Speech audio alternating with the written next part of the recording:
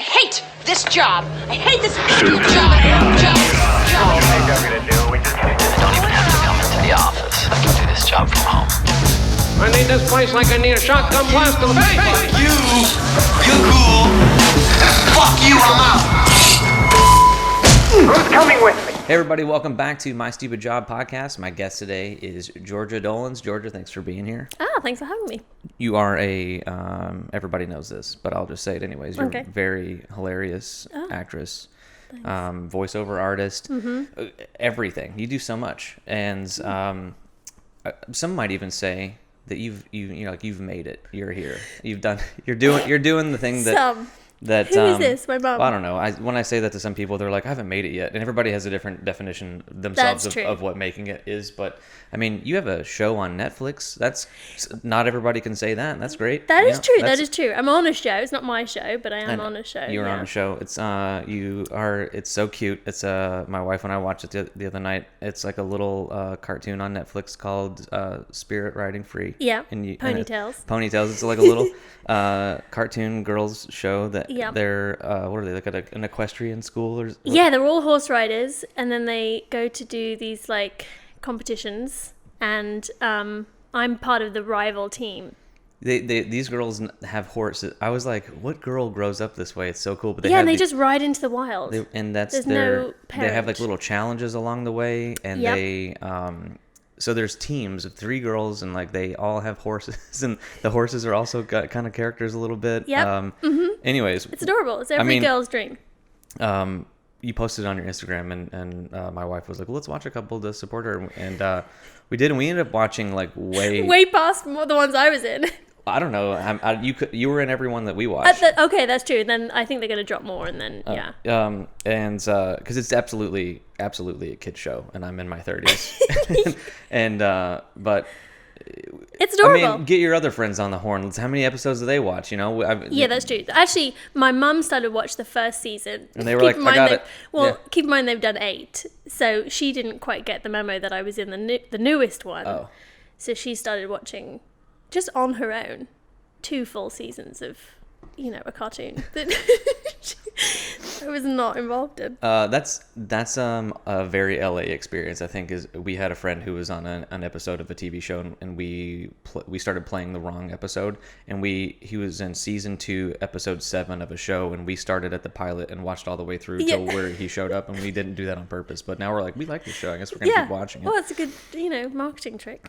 So you've made it. Well, that's where we're at in your career. Okay, but that's fine. but it wasn't always you've had some day jobs along the way. Oh yeah. It wasn't always superstardom and Netflix shows. No. No, it was not all that. So let's take it back then. All right. What was your very first job? My first job was 16. I was a waitress, but it was a silver service waitress in the college in Cambridge where I grew up. I grew Okay, up in so you're, Cambridge. I guess not that you needed to explain with your accent, but you're from the UK. From the UK, grew up in Cambridge. And so most people here might not know what a silver service restaurant. So and it was in the college, very Harry Potter. Okay. Imagine, silver service waitressing is when you have like 2 spoons, as if you're gonna do a spoon jaggle. On your knee. You're Okay. on your knee, and so then you go around the table and you serve people food from your 2 spoons. And are the spoons back to back, like how people spoon in bed, like the cup, or are God. they the other way around, like chopsticks? Great question. I believe. I think that was a horrible question. I believe they're back to back. Okay. Well, it And was now- your job. Well, I was fired. So you go around and you pick up the foods, and then you just put on the plate, and you have to serve from the left and then clear from the right. Oh, there's so many rules. Well, I think that's common here too in fancy restaurants. Oh, okay. Well, there you go. You hear that phrase a lot. Yeah. Serve from the left, clear from the right, or whatever. And then so I did that. I remember I got £6 an hour, which at the time, poor boy, I was raking it in. We're about the same age, right? So we Yeah. are the same age. My first job, minimum wage was $5.15 an hour. Oh, yeah. At 15. So that was in 1998, 1999. Yeah. And you thought, oh, yes. Oh, I was just talking about this on the podcast yesterday that I did. I had a job that paid like 30 cents more than the minimum wage, and I thought I was so rich. Oh yeah, and you think, oh, I've got one like, up on my buddies. your Yeah, job only I'm pays sorry. $5.15. That was really be tough. I got a lifeguard certification, so I make $5.45 an hour, and I'm just basically sitting here all day long doing Oh nothing. my god. Wait, Were you a lifeguard? That was my first job. That was your first job? Yeah. In the little hut thing? It's on the not- beach? No, not a beach lifeguard. I grew up in Kentucky. Oh, It's yeah. a pool. I was a lifeguard in a pool, several swimming pools, Oh, and then I went to college and I did it there as well, on the on-campus pool. okay. Wasn't that terrifying? No, What if somebody... I couldn't deal with the you pressure. save them. I would run. It happens almost never. Okay. You're such a just in case line of defense. And then what are you told to do? You jump in and just drag them out? You know, on Baywatch they have those like big foam tube things. Mm-hmm. So every lifeguard has one of those at their feet, and the buoyancy of that, you can fit like 5 humans on it, and it holds. Oh, and it still goes up. Yeah, so really, just chuck if it you in. can swim, you wouldn't chuck it in, but you could depending on where they were in the pool. There was this phrase that was going around for a while that was like, a good lifeguard never gets wet, because you wouldn't have to, if you were doing your job right, you would prevent this from happening I in the see. first You'd place. blow a whistle and Or say... or like stop somebody from running around the deck, or like if you noticed a poor swimmer like early on, you'd have their eye on them and you wouldn't Yeah. let them get out in the deep end, or a whole plethora of things. But to your point, yes, you could just kind of hand it to them if they were close, and it has a string at the end. Oh, great. So you just chuck it in and then... Yeah, but it you doesn't would hit them. you would never let go of it. But really, they want you swimming out there and Yeah, but some of these pools are so small. handing it's it to like them. you could Well, we just had reach. the pool that I worked at had a wave pool too, and so rule number 1 is like you shut the waves off, and then you would jump in and swim over to them, because we're like higher up than the water level on Yeah. our little platform, and all you gotta do is just swim up to somebody and just be like, hey, I'm here. It looks like you were having some You trouble. don't get them. All right. Grab this, and then Come I'll on. swim the thing out. Just like you want to bring them down, because they're panicking. They don't know. They got a mouthful of water. Oh, or yeah. whatever. I've gone under... So I've been rescued by a lifeguard. Really? Yeah, in the beach Here? the beach here. I took a tumble. I went on like a boogie board or whatever you call those things, and I did several cartwheels underwater, and collected all the sand in my hair. So I came up like I looked awful. I was coughing, I was sputtering, and this like angelic, I was here on holiday, and it was that California beach sort of babe guy. How old are you? Oh, I was 8. So this was probably pretty cool for you, and you went back Oh, home. I saw an angel that day, and then and then he was like, "Are you okay?" And I was like, "Yeah." I looked terrible, and then I ran Sand back. in your hair like a Yeah, monster. I thought I've met my husband. You guys still talk? Yeah, all the time. Yeah, he's Follow each other on Instagram? He's got a couple of restraining orders, but whatever. Well, that's pretty cool. So you were fired from the spoon job?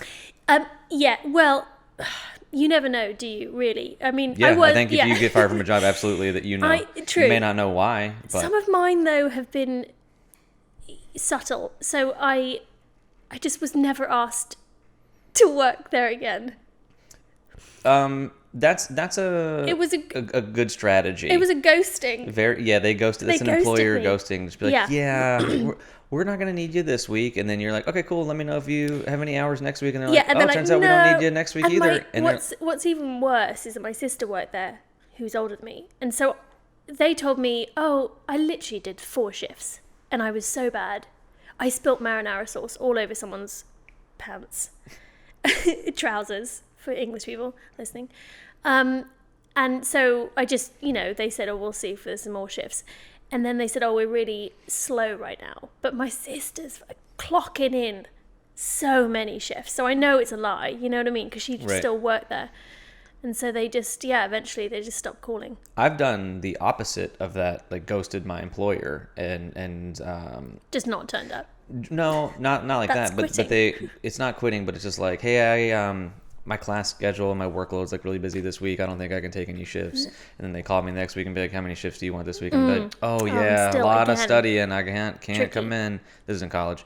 And I'd be like, oh yeah, I got so many activities this week. I can't work. And Activities. or whatever. And just like 3 or 4 weeks in a row of that. And they were like, just Yeah. stop calling that guy. He doesn't want to work here Yeah, anymore, clearly. yeah. And so I never really officially had to quit or get fired. It was just like To me, that's ideal. I'm not good with confrontation, so I feel like a nice mutual ghost. So have you ever had a situation where you were called into an office and like let go from a job, like the traditional being fired?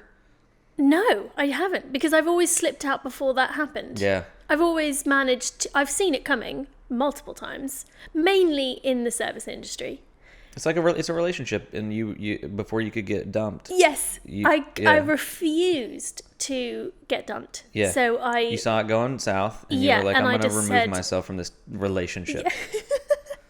A job is is a not lot of working. people don't think that way, but a job is a relationship that sometimes you even spend more time with your employers in your easily. job than you do with your spouse who you live with. Yes, If you're easily. both gone Yeah. 8 to 9 hours a day, and you're with these people 40 hours a week.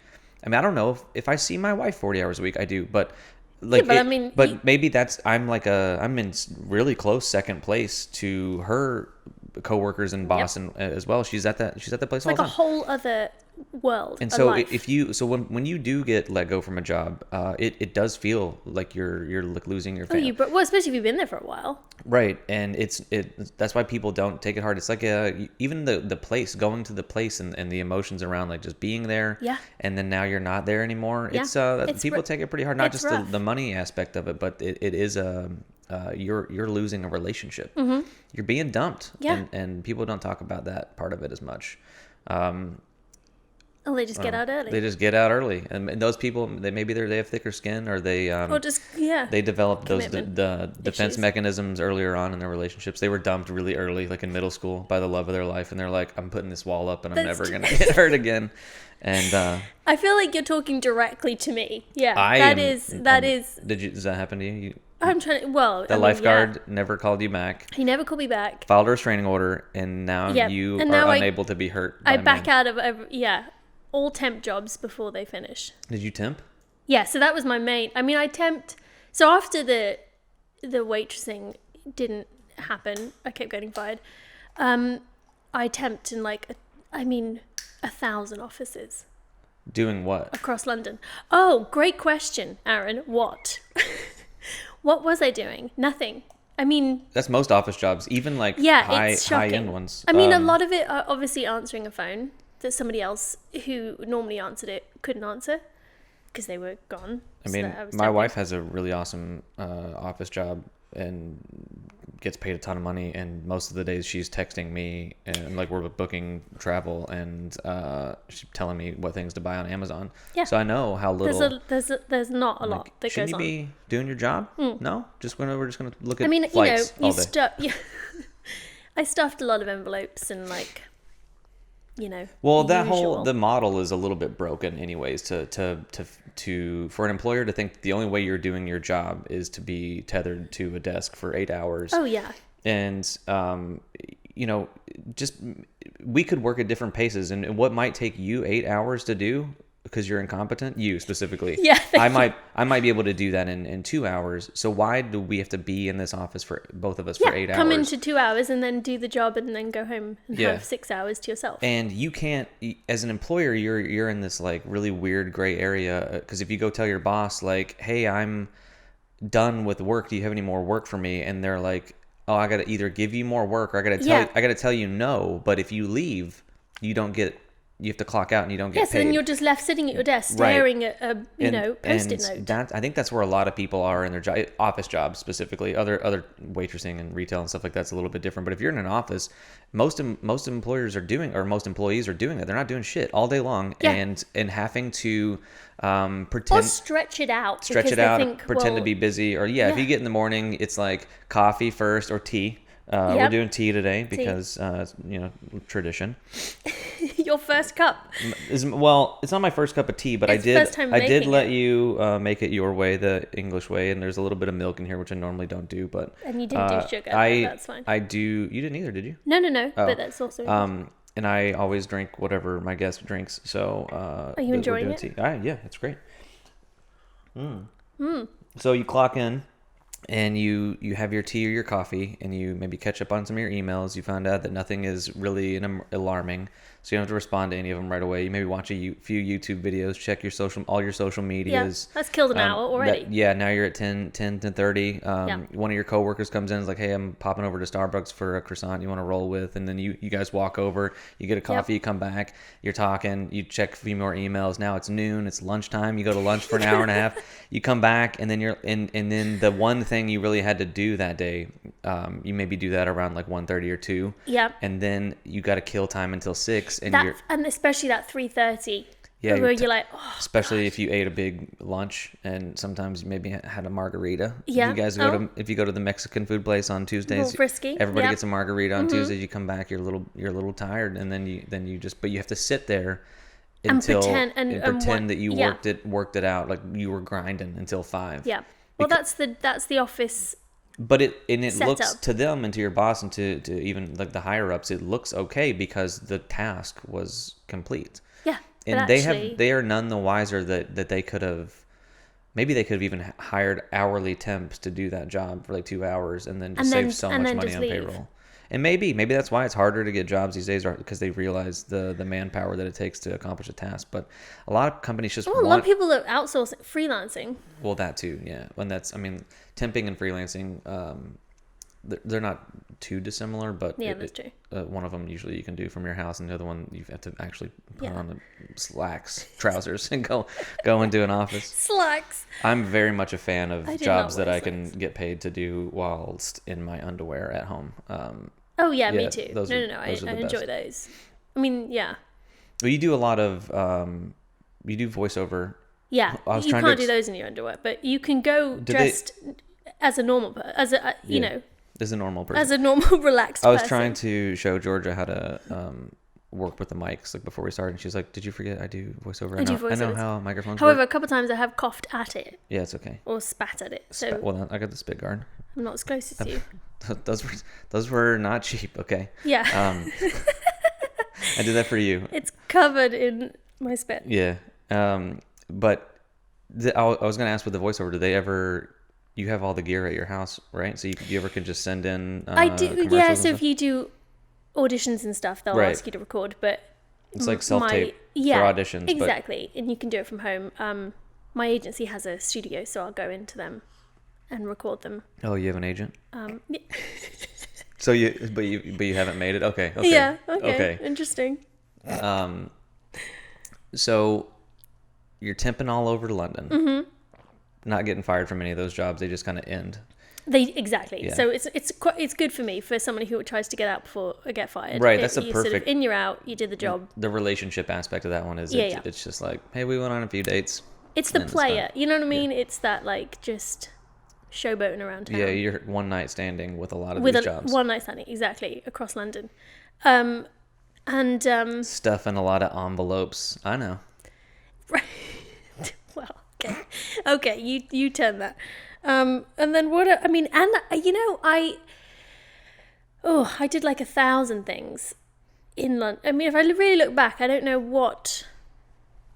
Every single thing I did lasted like a week. I didn't really have an ongoing job. Yeah. It was so sporadic. And I remember I worked for this events company at one point, which is actually a great company, but it was like interactive company building exercises. So they would go into a company and be like, you want your, those team building Oh, team building, things? like to boost morale and things like that. Yeah, so I would work for that company and but it was interactive like the game. And We so have a mutual friend who does that Oh, really? for Netflix. Oh. We'll talk about it afterwards. Well, this was like the game, the movie, and I remember once just being handcuffed to like a boiler in a cupboard and just thinking, how did we get here? How, like, What choices did I make? did I And, do? I what was there did for an you- hour, what so I did you really study? thought about it. Theatre. Okay, well, And it paid off at that moment. I thought, I'm really selling. this is what wanted to use my degree for, Yeah. is being chained to a car. And actually, the beginning of that day, the whole setup was that I went and I actually fake temped in an office for 2 hours. And you were like, I don't even have to fake it. I know how to. Yeah, it was method. I was like, this is great. And then for 2 hours, the manager was the only one that knew. And then a team of people from the company burst in and kidnapped me and dragged me out the office. And thinking back, like, that must have been a weird thing to witness as another co-worker. Yeah, because last Halloween we went to one of those interactive haunted houses, and they yanked my wife away from the group, and we didn't see her for like a while, and that was scary. Yeah. And so what you just described But reminded you me. knew what you were going into. No, well, we What didn't. as in you were turning up to a Halloween we turned up to thing. be scared, but your thing was Wait, for, they like, were having a Tuesday.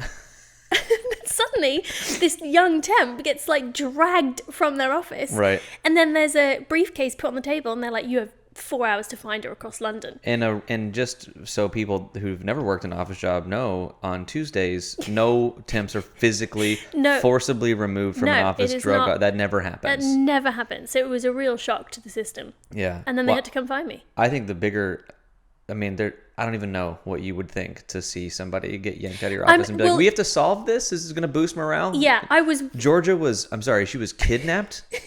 They had masks on. Yeah. That doesn't happen here. I was wildly insulted that no one really leapt to my aid.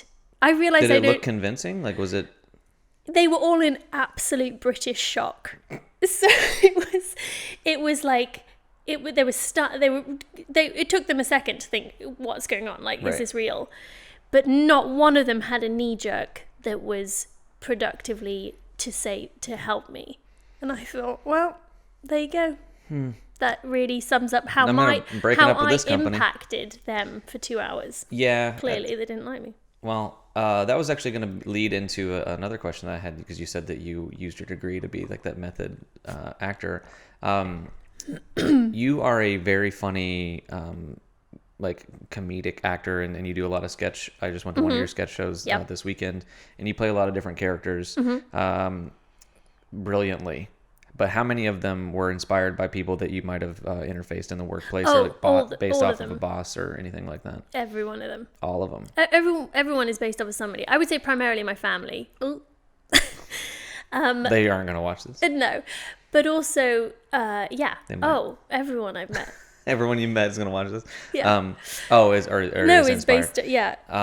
Because that's the only thing. I mean, and sometimes it's just a mannerism, or it's just like, you know, something that someone does all the time, and then you put it with somebody else. But like, that's the only way. Like, for me, that's the only way. I would Well, come like up with a career character. specific though, because you filmed a very funny pilot that I was lucky to even just get to be on the set of. My involvement was minimal and coffee. It was based. crucial. It was crucial. I'm downplaying it. Yeah. I was the heart and soul. Of Yeah, that you drove it. But you, on that show, you wrote and you star in the show where you play a real estate agent. So where did that come from? Any experience that you had in that field? So my mum used to flip houses. Okay. She's had 1,000 jobs. She was an antiques dealer. She was a band manager. She's done everything. Dried flower shop. So she used to flip houses. So I was always aware of the real estate industry, but in particular, the estate agents in London. There's two. One's called Foxtons. There's these like popular real estate companies. Okay. I don't know what the equivalent would be here, but they're just, you know, everyone in there. It's that guy or that girl who's in, you know, the equivalent like called Chad, or sort of just. I know who the American Chad is, or is that what you're talking just about? like it's just a type of person, right? Who's just all they care about is to sell a house or lease a house. Well, your character in that show was very naive, like she was bad at her job, but Yeah. also it was what she was obsessed with. It was kind of like how Michael Scott is in The Office. Yes. He's the manager of The Office somehow. Or Ricky Gervais. or the Let's Ricky get Gervais the original. yeah. That character, David Yeah, they David think Brent or they're Michael great, Scott, but they're not. and you're as an audience member, it's really awkward because how did someone like that even get into that management position? Yeah, and you see, exactly, and you see these. Well, it happens all over the time, all over the place. You see people in these high up positions who are socially incapable of. Well, they can't do the job first of all, but they Right. think that they're God's gift. Did you watch both the industry. versions of the show? I watched a few episodes of the American one. Okay, well, the pilot's almost like one It's for like one. word for word. Yeah. Yeah, I don't and- know. I think the American one is great, but it's just a different show. Right. I heard this, and you're in the biz, so maybe I'm interested to see if you agree. Okay. Someone said publicly that if The Office were to come out today, it would not work. It wouldn't be as good of a show as it was. Well, and I would love to know their reasoning. Your Do you mean opinion the might- English one or the American? I was going to Just say your both? opinion might be skewed because you have you're playing favorites towards the English version, but I would say that. I mean, if we're really getting into it, I think that it created it was a wave of comedy, a style of comedy. yeah, Parks and Rec, Brooklyn Nine-Nine. Yeah. I mean, even having those like little shots where you're just kind of talking to the camera. Yeah. Modern Family And I started think- doing it. So in that sense, if it came out today, we'd feel like we'd already seen it. Yeah. So if you kind of then delete the fact that it ever existed, I still think it would work. I mean, when the English one came out, I mean, I might have been the only one, but I'm pretty sure I remember. No, you were the only one. I was the only one who watched it. No, I remember tuning in. I was like, it was advertised as this sort of like office documentary about the workplace. And the first episode, it was not clear if it was real or not. And that made it kind of exciting. Oh my God, I spent the entire episode behind the couch, like watching above a pillow because it was so brilliantly painful. And He does that better than anyone awkward. else that's ever existed. And I don't even know how that would. If you read that script, I don't know if he would read as awkward. It would not read as awkward. It was what they did. It's the how whole you do cast. it. Yeah. Oh my God. But it was, and I remember thinking, oh my God, this is. Well, people want to get into such stupid online. You got some weird. Debates. I thought you were doing that. Ricky Gervais, when he's like giving the new guy a tour around the office, and there's just that yellow monkey thing hanging from the coat rack, and he just goes. Oh yeah, he does that. What? He just look, and that is so brilliant. He's brilliant. But a lot of people want to like sit around and have a huge argument about which version of The Office is better, and stop. They're just different No, shows. exactly. They're both brilliant, and they're just different. Both of them deserve a watch. Yes. And that's Yeah, the walk I away. agree. And I do have to watch when the you American. and this is the thing, when you're done watching them both, you don't have to tell me which one you think is better because they're different. No, It'd be exactly. like You love going them to eat one restaurant's cheeseburger and then going to their competitor and then eating their pasta and then being like, now which restaurant was better? You had two Exactly. different Two different dishes from two dishes. different places. I agree. And, I've got to watch the American one. I've only seen a few episodes. It's really easy to just throw on while you're doing some other stuff and Yeah. have and In the it's- background. Yeah, you'll right. go through it and if when you finish that, Parks and Rec Oh no, that's one of my favorite is almost shows. the same show. I know, but I love Parks and The Rec. huge ensemble cast. It wouldn't work if you took any of them out of it. No, and it is. Oh, every one of those people on there is a star. Yeah. and continues to be like even though the show's ended. Love yeah, it. yeah. I might even say that I like Parks and Rec better than The Office. The American one. You got to specify. When I'm saying it, I'm talking about the American one. Okay, great. Ricky Gervais is the king of what you do with jobs. He Yeah. he ends his shows after 2 seasons so they He's can't. he's my comedy equivalent of the my old. What's his Tempe other Hills. one where he's the extras? His extras, And he's Derek, just like all of them. He's he's two like, seasons. I'm out. and I'm done. And that's Pop before back I'm in for a breaking up Christmas with you before you can break Yep. up with me. Oh, he did the movie. He did the movie with David Brent where he goes like on the road as a musician. That's what I mean. He always does. He'll do a Christmas special to a lot of his seasons, like like an extra. Well, then that new show where like Oh, Afterlife. Afterlife, where his wife passed away yeah. before the show even starts. Yeah. That was really good, and there's still so many subtle things that I laughed violently Oh, yeah. laughed out loud at. He's- That probably weren't supposed to be funny if it wasn't for him doing it. No, that was a great show. Everything that he does. We love him. So right now in your work history, we're primarily talking about the UK. How old were you when you moved to the States? So I moved to actually for like a few years when I was like 5 or 6, and then What were your jobs then? yeah, just some hard labor. I came back. Let me think. I came back I moved here when I was 25, like 9 years ago. 25? 26. 26. 2010. Okay. And that was a permanent move.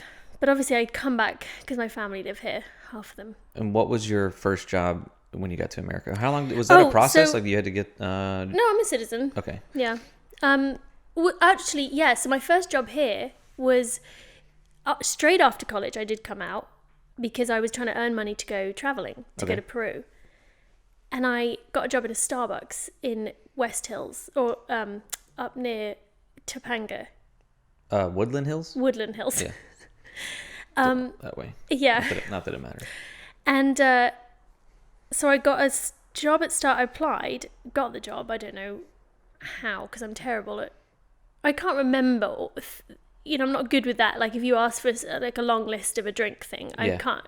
That's too much information. I in think one it go. seems that way when you work there, but if you've been there, or if you're as a if you as a obviously customer, practiced, but when you go to a restaurant and it's like when we go out and it's like 10 of us and we all are just like, yeah, I'll have the Yeah. this, and then with no ranch on the side and also like blue cheese, and then goes to the next person and the guy's just looking at you like, know, they're and gonna- I'm thinking, how is their brain doing it? It seems impossible, but when you've been there and you've dealt with that menu for 2 or 3 You're years, used as to long it. as they have you understand it's just like a game to them. Well, so I think I've never worked in a restaurant. foreseeing failure, I quit the next day, or I didn't turn up. For Starbucks? Yeah, so I got the job, and then I actually ended up flying out that next week to the East Coast, and I worked in a call center in Virginia. Why were you in Virginia? Oh, you have your family there. Or- My family were in DC, so I was then working at a friend's place in Virginia in a call center.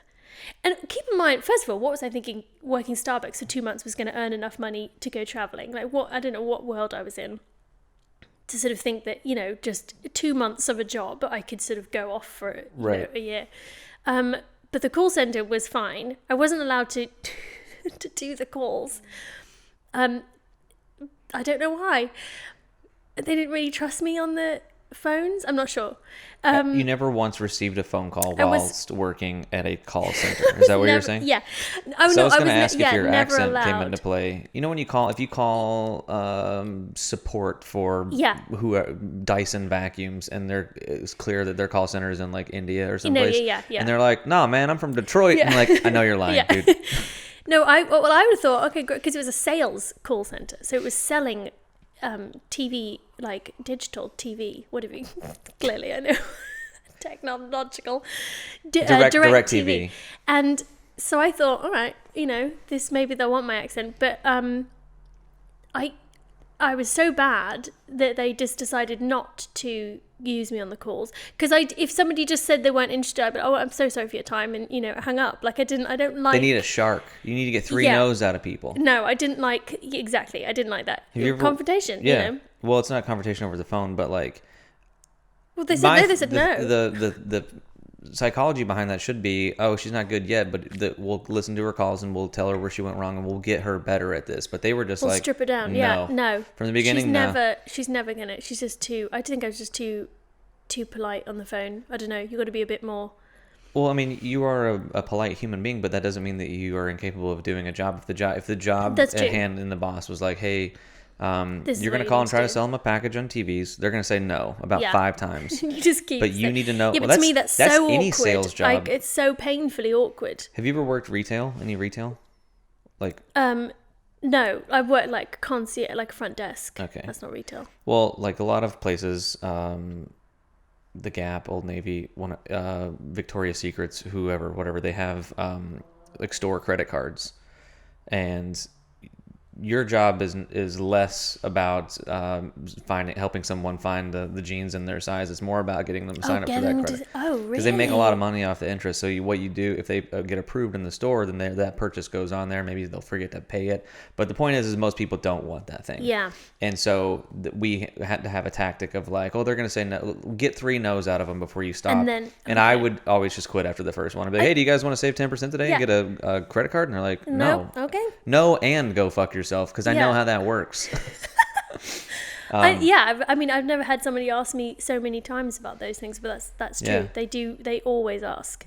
I'm not good. Yeah, I just don't know what I'd bring to the table the second time they'd ask, like, well, are you sure? No. Yeah, I am sure. I don't want it. Well, okay. It's like, got nothing else. And then I remember like my boss would be like, oh, how many credit card applications did you do today? And I'm like, 0. And they're like, what are you just not trying? I'm like, you can't make people sign up for a credit card. And especially like this was in 2007, but I gotta imagine it's worse now that people understand how that kind of tactic is. Yes.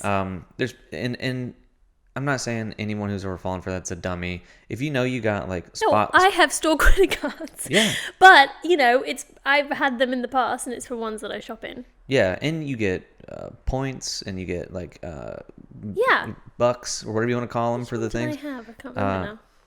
Our biggest one right now is Amazon. That's the only store credit card that anyone should ever have. I didn't even know you could get one for that. Yeah, it's just like linked to your account, and you get 5% off like every. It's purchase. not a physical one. No, it's a physical one. Oh. Okay. And so like it's the one click process with everything. We're like, oh, I need another tripod.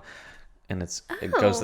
It's already. It feels like free stuff all the time. Yeah. Well, that's what a credit card does. That's a credit.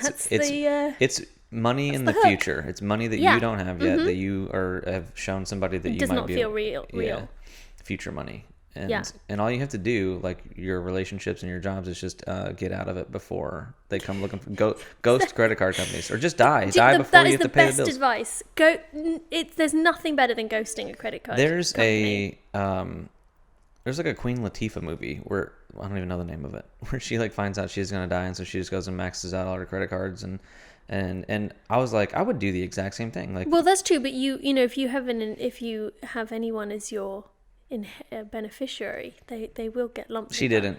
She didn't. Yeah, she didn't. And I, yeah, I do, but yeah, exactly, Nancy. Yeah, but I don't. No thanks. Yeah, who knows? So Starbucks didn't work out. Starbucks didn't work. Oh, the call center. The call center definitely didn't work. Oh yeah, you got to come back to LA from Virginia. Yeah, so I went to Virginia, and then so I ended up doing. Stuffing envelopes. Again? Stuffing more envelopes? I feel like that was I think I really got into some PowerPoints there. Did a lot of PowerPoints. Oh, yeah. Earned enough money and then went to Peru. For how long? For like 5 months. I can't remember now. And then went back to Why Peru? What was the appealing I wanted to go to Peru? Machu Picchu. Okay. And so I worked I volunteered in an orphanage there in Cusco and outside of Cusco. And then travelled around a bit, and yeah. Was that no one that I know described what you just described as like a thing that they want to do? Was that a London thing? Everyone there was like, we graduate. Yeah, because when we graduate in the States, everybody here wants to go like backpack through Europe for like 4 or 5 months. No, that's true. Before they start their careers. Exactly. So we have. Yeah, you do a gap year. This is your backpacking through London, but you go to Peru. I would say a lot of people did that kind of stuff. They would do placements. Okay. In places. I think you're right. A lot of people just backpacked. But did you get paid at all for any of the orphanage stuff down there? Oh no! It was volunteer. Okay, I paid them. With my time, with my call center money. Oh, okay. So that whole trip you didn't work. You didn't receive money. You saved up for that, and that was that's what I was saving up to go, and then you just you volunteer at the orphanages and okay. No. So this was about you. You were becoming a better version of yourself through. Yeah. I you need those experiences. That's what makes us all different. Exactly. Is the shit we did right before we're doing the thing that we're doing right now. It did make me think I want to, and I still do, and hence why I moved to America, and I feel like I want to move somewhere else at some point. No, you're not allowed to. No, I'm not allowed to go. But like, you know, I just want to live in so many more countries. Yeah, I get that feeling every time I visit a place that's like cool. I'm like, I could live here, and I don't know what it is. Maybe there's like a word for it or something where you just feel like when we go on vacations, we don't do the touristy shit. I want to live there as one of the locals, and I want to do the local people shit. And I want to live there. I want to stay there for longer than like a week on a vacation. I want to be there long enough to do all of the cool local shit. Yeah. And there's only so many meals in a day, and there's only so many hours in a day, and you're walking around, you got to see some stuff. So like I feel like you need a month or two. Oh yeah, at every easily. place. So like when I go we're in New York.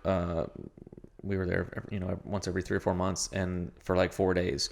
And right when you start to get like good at New York, you start to learn the subway a little bit, and start to learn how the streets work, and then it's time to go home. And then you come back to LA and you forget how it all worked. And I'm like, God, if I just could stay in New York for like a month, I would be like. New York should be a class that you take in college, honestly, like how to just navigate like being a part of that city. And it's such a cool place, but it's very different from LA in so many ways. But there are things that I like about it, and I would want to come back eventually. But I want to I still have that feeling of like I want to get good at this. Oh yeah. Went to Paris, had the same thing. I was like, it's very like a walkable, differently navigable city, and I'm like, I would like to stay here for long enough to where like I know. Exactly. The inner workings you'd be like, of if the you city. go back, you're like, oh, I know what this. And I don't know how long that is. Well, I mean, like I think a month is. You know, listen. I've always said this. There's no mandated holiday time in America. I don't believe. For work. For work. Yeah, it's usually 2 weeks. 2 weeks a year. Oh really? Yeah, it's dog shit. But I don't think it's mandated. I don't think it's legal. It's not. No, you don't have to. You see, in European countries, or some of them, it's 4 weeks. I mean, you get a month minimum. Right, but people, just because you get the vacation doesn't mean that you have the money or the ability or the freedom to go somewhere and do something. That's true. There's a lot of people who, if you're accruing vacation time, and they're like, hey, you've never taken a vacation. You've got all these hours. You've got 3 months worth of stuff. You need to take some vacation time. And they'll just make you stay at home. And you're like, well, I don't make a ton of money here. I can't go to Peru for 3 months. Yeah, but even go to the next state over, or go on like a, But that's not everybody's thing. No. Camping holiday. Yeah, and I wish it was. I mean, it can't make people work that. You got to like.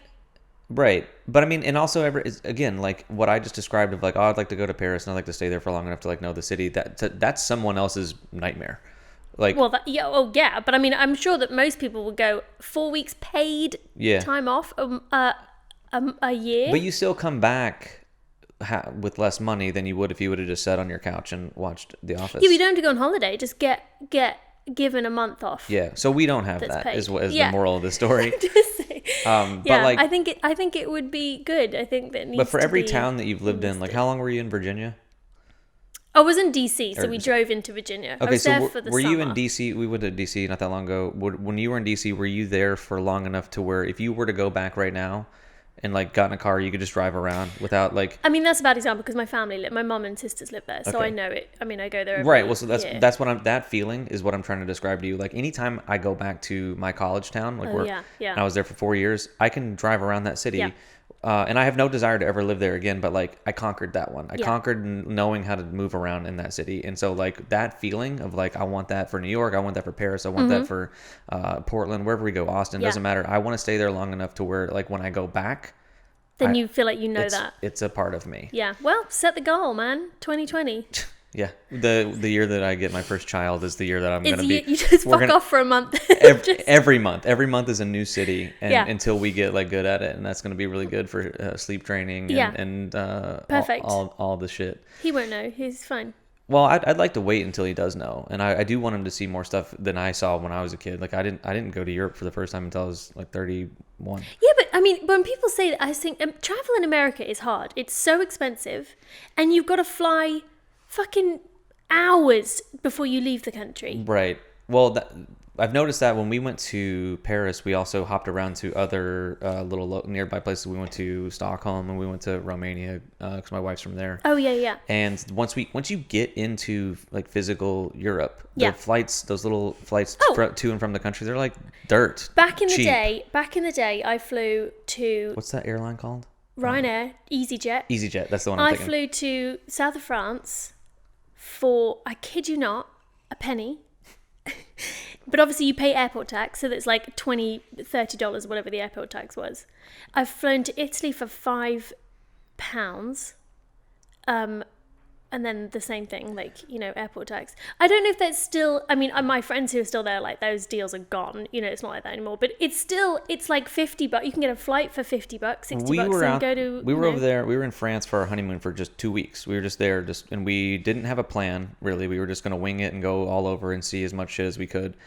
All we knew was the first night we were flying into Paris and we had that hotel night for that night. And then the rest we were going to make up as we went. And we stayed there for 2 more nights, got on a train and went down to Bordeaux, and then went down to Nice, and then like on a bus or on a train, like a railway, whatever you want to call those things. The tube, is that what you? Tube. It's a train, and then we were like, well, we got to get back to Paris because that's where our flight is back to America, and so we were trying to figure out how to do that. And the plane ticket from Nice back to Paris was cheaper than the train, or about the same price as the train ticket. Yeah, So which, I mean, God, is that a good thing? Because then you think, all the jet fuel, then people just use planes. I don't know. Oh, God. And the radiation. Oh, we are. There's layers That's my new to thing. this. There's a lot of people that are on that kick right now about Yeah, because the they saw kids and the- Chernobyl and they're like, wait, Yeah, there's radiation on the planes. there's and then they tried to make Chernobyl sound okay by comparing it to the amount of radiation that you get when you're on a flight, and half the people went, you get radiation from flights? People didn't know that. Like, I'm never flying again. I mean, I didn't really until I didn't know it actively. Yeah. You know, but then you think, yeah, of course. I wish I knew more about it in terms of like what it does to your body, like because it does like break down your cells, I think, in a bit. And there is something that you can take to kind of like, it's like a vitamin type deal that boosts your. Because it's not bromine. We're getting all our information from Chernobyl, that TV show. We're not. I mean, that's. Which one, Chernobyl? I mean, that's all the information all the facts I've got. Well, then you Bromine? I actually have no idea. No. So you gotta after you're done watching this podcast, you have to go watch like Joe Rogan or something that has like a smarter guest that knows all that And shit. oh, great. Yeah. So it's a 2-part thing. It's a two-part thing. Get all the facts. Another really cool thing about you is you are you wouldn't seem like it, but you are a woodworking expert, right? Like you can make shit out of wood. I like the woodworking expert rather than just woodworker. Well, how would you and your dad have like a shop and you make shit out of wood? So we do. Well, that's true. We do make shit out of wood. Yeah, we do. We have a wood shop and we sell furniture, and you know we've put it on pause for the last year just because we've both been crazy busy. But yeah, I build stuff, and when you know how to build something, you realize you can make a lot of things. Could you make this coaster right here out of wood? I mean, yes, that's just a slice of wood. That was a joke. Yeah. But that table is Yeah. is just like 4 giant slices of wood. Yeah, I mean, It's a lot of it is, you know, it's engineering. Yeah, because I remember I was playing. I'm a drummer, and I bought a cajon to play a couple songs for a wedding. A buddy of mine asked me, and you were invited to that same wedding, and you were like, "Did you buy that? I could have fucking made that." I for know, you." yeah, because we make cajones. Yeah. A cajon is like a box that you sit on, and It's a box drum. It's a box drum. Yeah. People often say cajon drum, but actually cajon means drum, so they're saying drum. Drum. It's like like ATM chai, machine Oh. or pin number. or chai tea. Chai is a T, and you're Chai saying is T, so and you're saying TT. TT. I go over to ATM machine and type in my PIN number. That's you just said ATM machine personal identification number. I've never thought about that. Yeah, that's true. That's redundant. So what? Are you going to get back into the I think shit out of wood? we're busy, so we might get back into it next year. What percentage of it was like I'm doing this for myself for the pleasure of doing it, versus like you were selling stuff and making As a profit? business? Yeah. I would say 95% for ourselves, and 5% can this cover the costs of us doing it for another thing. ourselves. Dad said to me, I was like, let's do this, because we built furniture our whole lives. Mm-hmm. And when I was at college, part of my degree was building sets, and like we would weld all stuff in the theater, and like, you know, build whatever came up they needed. And so then we would build stuff for ourselves, and then Dad said, well, we could, this could be fun to sell some of them to sort of like get the money to cover us to still do it. So I sort of turned up at his house with like a full-on business proposal, like I was pitching to an investor. And which is his garage, it was like, it wasn't even, he's like, yeah, it's fine, let's do it. The new Dad, I want a pony for my 16th birthday. He's like, Dad, I have a business idea, and I want you to invest in my company. Yeah, he didn't even, I was asking basically to use his garage. I would love if my kid did that instead of like asking for something meaningless like a car or something. That was like, would you invest in this idea that I have? And I'd be like, come back with a and he doesn't have business to plan. He can just roll from his house into his wood shop. So his commute was minimal. Absolutely minimal. When you say he could roll, you mean your dad has wheels for legs. He would no. He's on rollerblades. Oh my god, but it would get so hot in the summer in that wood shop, and we would like dump water over our heads, with caps on, just to keep cool in the wood shop. It was so sweaty in there. Out here, like in the valley? Yeah, it was in the middle of summer in the valley. Have you guys ever gone to that? There's like a high school on Fairfax and Melrose, and every Sunday they have a. Oh yes. I was walking Melrose Trading Post. Yeah. We actually went there. We went and had like a little booth. I was gonna say you guys could probably murder that. Yep. I was walking around once. with my dad, and he came out for the wedding, and we were walking around, and this guy had like a nice little coffee table or something made out of wood, and he's like, oh, that's pretty neat. He's like, I can make that, and we looked at the tag, and it was $1,800, and I was like, how much would the materials cost you to make that? And he's like, I'd probably do that for $30. Oh yeah. You might. I mean, yeah. The majority of it is labor. Yeah. It's the person. It's not the materials. That's the cheapest. Well, I guess, and then, but even if it took you a whole day, yeah, that's not. Most people don't make $1,800 for a day's worth of their work. No. But I mean, I make $1,800 every time I do a podcast. Every time you get a and this check. isn't even a day's work; it's an hour. You get so a check. It's the coolest thing. I don't No. for anyone who's gullible enough to believe that, but maybe one day. Maybe who knows? Another thing that I did with you, actually, we were we're friends in life. People need people need to know that, friends, and occasionally we meet up for coffee and write together. Mm-hmm. And I actually had the idea for this podcast it was in a different medium at the time. Yep. It was gonna be like a sketch. Mm-hmm. And I couldn't make it work in my head, but I know the element that I did want to do was like a job interview. I wanted it to come across as like a job interview, and I guess my hang up was I couldn't rely on everybody showing up as talented as you and with the acting chops or any, like some people come on to be in the sketch. To be in the sketch, most people that I have on are comedians and like I mean I'm 6 episodes in, so I don't say I'm having one type of guest, but not everybody is showing up in my house at 10 o'clock on a Wednesday ready to act like a guy who's interviewing for a job and be really silly. So it's tricky to I dumbed it down, but got it to a point where I'm still technically, yes, I'm still interviewing you. Yeah. And it can go all over the place, and also podcasts are. But it's not a job. You're not hiring me. I'm not hiring you, and also like your ability to perform isn't going to make or break this conversation. We're just talking about you and all I hope not. all of the shitty jobs you had along the way before you got yourself on Netflix. Yeah. And that's great. So what we did the last time that we met up for coffee was can you hear my stomach? I did hear that, and that could be the tea as well. It could be the tea, but I mean, I had a Cliff Bar for breakfast, but that was like 2 hours ago. But one of the things that we did was we talked about shitty job interview questions, and I actually came up with this with you at the coffee shop. Oh, this is this bowl of Did you know that's what that was? No, I thought it'd be compliments. If I run out of things to say to you, I'm just like, I'm gonna give You're Georgia a compliment. Pick up real a quick. piece of paper and read a compliment. So what these were it's about 50 of the worst interview questions that exist on the internet, and what I wanted to do with this podcast was first of all do kind of a deep dive into all of my guests, like work history, and find out like how that might have carved the path to them being the creative, hilarious person that they are. And in some of the cases I've seen that. In some cases it doesn't have anything to do at all, but also Eliminate these questions from the universe.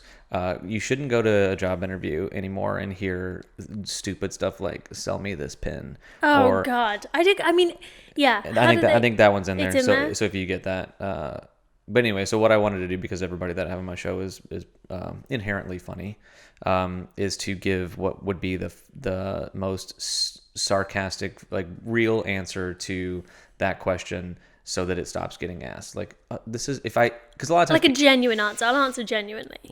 because a lot of times people answer that question knowing that they need that job, they need that paycheck, so they're giving a really crappy bullshit ass kissy Yeah, answer. they're like, what's your weakness? Oh God, I just work too well in a team. Like that, you think that's. I'm such a perfectionist. Oh, God, it really just gets the best of me sometimes, but I really want my work to. I overperform way too much. My biggest weakness is that I never stop working. I never stop.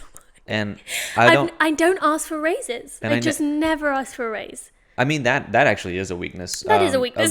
That's a legitimate weakness. A lot of people don't know how to ask for a raise without feeling like it's going to forever tarnish the relationship that they have with their boss. And but that's not in there. But home. yeah, so that's my stomach growling. If you can hear it. Yeah, you're getting eager. Well, I need to eat breakfast after this. Yeah. This is the earliest time that I've ever done this. It is pretty. It's pretty early still. But the lighting is beautiful outside. So, anyways, back to the questions. We can end the podcast by doing a few. If you want to do them, just pick out one and read the question and just give me a stupid answer. Oh, this one. You've probably seen a lot of these already. You were with me when I created them. What would your worst enemy say about you? Ooh, that's a good one. I actually do like that one as a question. But to be put on the spot with that in an interview is kind of hard hitting. Well, especially because somebody would be like, oh, she's, too sweet, when actually that's not a weakness. They would say that in an interview. Yeah, I don't even know what the good answer to that would be. Like my worst enemy would say that I'm annoying? I don't know. I think First of all, in your head, you don't have to say it out loud. Irritating. No, but do you have a picture of who your worst enemy is? Do you know who that person is? I go back to high school. Do you do that? When I think of enemy, I think of a girl that you hated me in high school. We discussed this earlier, but you're delightful to be around. Well, you can't even work at a call center because you're too nice. I'm too. So I need to know what kind of a person would dare hate you. I swore at them through a bus window. This is in high school? This is in high school. The person receiving your swear words is now you. Well, I put my finger up at them. The middle one. Finger. That's the same over in London? It's the same. And then, so quite rightly. And, you know what's not, though, that I love is that the word cunt is like... Yes. It's so much more... It's a great word. Commonly used over there than it is over here. Here it's like the worst word that you could say to somebody, probably. Well, listen, it is if you say it aggressively. Yeah. But it's like all really cheeky. You're like, oh, you little cunt. You actually, you cheeky cunt. Every year for my birthday, you text me. I do say happy birthday cunt. Yeah. And I say thanks, cunt. Because, at that point, it's just, it's an endearing... Well, I wouldn't say it to a stranger, don't get me wrong. Unless you wanted them to become your worst enemy. Unless I'm yelling at them down the street. Oh, well, that's true. Maybe my worst out of a bus enemy window. would say I was a cunt.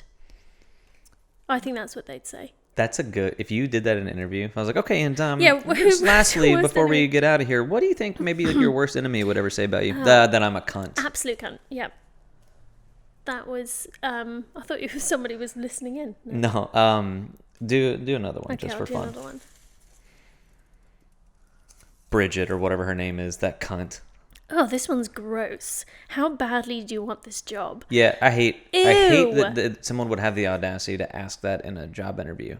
Like, I'm here because I woke up and I got dressed and I got here. So right. Clearly enough to want the job. What do you want me to say? Like, I don't know. Do you want me to suck your dick right now? What answer? Yeah, how badly? I need to pay general rent and bills. I would do anything to work here.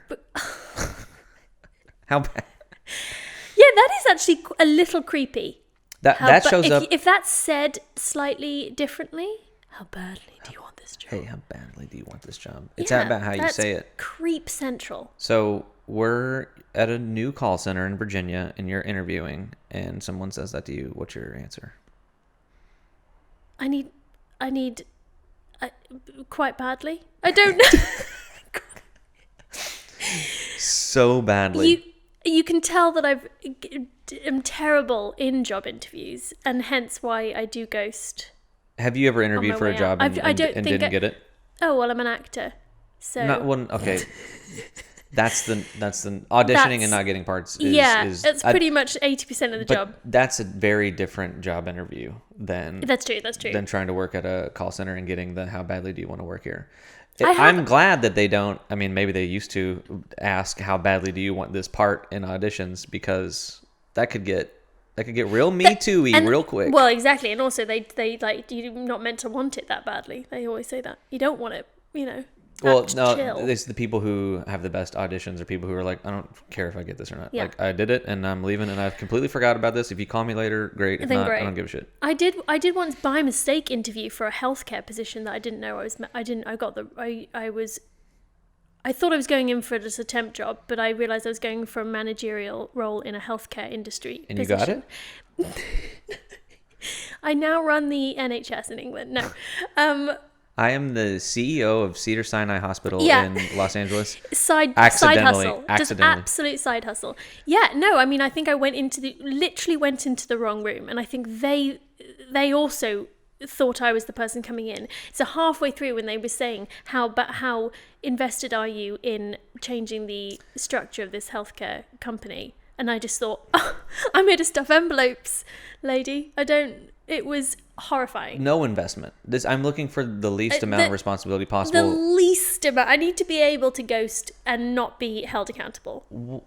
This is a relatively new term, maybe in the last 6 years, but I think it's kind of started with Uber and Lyft and all that, to say the word side hustle. Yes. But isn't that really just I need this too, because it's. I don't think you're right. It's not a side hustle. It's not a side hustle. It's your second job. It's your second job. And I would say the other your more passionate one is the hustle. I'd say the one that pays you the most. I think people just call a side hustle as a thing that you do for extra fun money, but it really just it goes into the same bank account that your other money does, which is well, yeah, and you're not really hustling. I wasn't hustling temping. When years ago, it wasn't right. It wasn't. Hustling. But if I worked an office job and I made $50,000 a year, but I knew I could scoop up an extra $10K a year driving for Uber, so now I make $60,000. Yeah. But I have to work every hour of the day. Just to have because the first job didn't pay me enough. It's not a side hustle. It's I'm working overtime. Really, it's actually overtime. I would say it's overtime. It's overtime pay to conglomerate of jobs to get my salary up to a livable situation, because this office job that I have doesn't pay me enough. I have to have a quote unquote side hustle, and that's such it. I think they make it more like a cute word so that way you're not embarrassed about it. But if you say second job, people are like, oh my god, you've got more than one job. That's quite impressive. Yeah. No, some people would look at it like a negative. You can't even get one good job. We all just have the one that pays us a salary that we're cool with. I think I always need about 4 going. You have to have 2 jobs. Yeah. Well, yeah, but they don't I'm the same way, and a lot of people that I've had on the podcast have multiple gigs. But they're not every day. It's not every day that I'm auditioning for commercials. It's not every day that I'm doing. It's true. So it's that I'm little doing pieces stand-up. of a puzzle. Yeah. And you're not doing improv or not improv. You don't have a sketch show every single day. No. Yeah. But the ability to do all of those is there, and that is very common for guests. I've only had one guest that was I'm a real estate agent, and that's it. That's their one. That's his job. But did they see my short film and think it was horrifying? You know what? I actually should show it to him. He has a so similar to my Instagram, how I make fun of my job and stuff. He took that kind of one step further and was like, I only want to make fun of one job, and that's real estate. Oh, great! And he has he's written some cartoons about it. He actually did a whole book that he does. But he does. All right. He it's a fascinating industry. He's younger than us, but so he's not that level of real estate agent yet. Okay. And so making fun of it kind of is his new business, and it's called The Broke Agent. Oh, all right. How dare you get 2 plugs out of me, you son of a bitch? You gotta come back. Yeah. to do, but yeah, it kind of in the same vein of your pilot. All right. Is the comedies? Yeah. Transferable. It's a great industry. On your Instagram it says that's a short film. It is a short film, essentially. I mean, it's Yeah. 20 minutes. It's in the festival circuit. But that's also the. I would length want of it to be a pilot. TV show. Yeah. But in how people are receiving it right now, they're receiving it in the form of a short film. But it is Yes. a very much 20 a minutes. funny, You're in, you're out. funny TV show. Yeah. Netflix, get on that one. Swipe up. Oh, shit. It's fine. I can buy another one. Yeah. Great. Georgia, tell the people at home where they can find you on social media, what shows or anything you got coming up, anything you want to promote. This is your moment. Roll it out. Pressure. Find me on Instagram at George Dolens. Simple handle. Not really on Twitter. Not really on Facebook. So just Instagram. I think that's most people Great. right now too. Great. And then, my short film, Open House, which is in the festival circuit. So no one can really, I mean, other than if you run a festival, then please reach out. I do those monthly shows with my sketch group, Big Party, which you just Very saw. funny. And if you get a chance to tune into Spirit Riding Free, Ponytails. If you then- have kids and you're watching this, absolutely watch that show. It's delightful. Yeah, it is delightful. I mean, even the episodes I'm not in. It's adorable. Yeah, and if you're in Los Angeles, definitely want to come check out one of your shows because they are Yes. so funny. Yeah. Georgia, Thank you. So much for Thanks being for here. having It's me. awesome to have you. Cheers. Cheers. We're gonna Oh, cheers. Clink tea cups.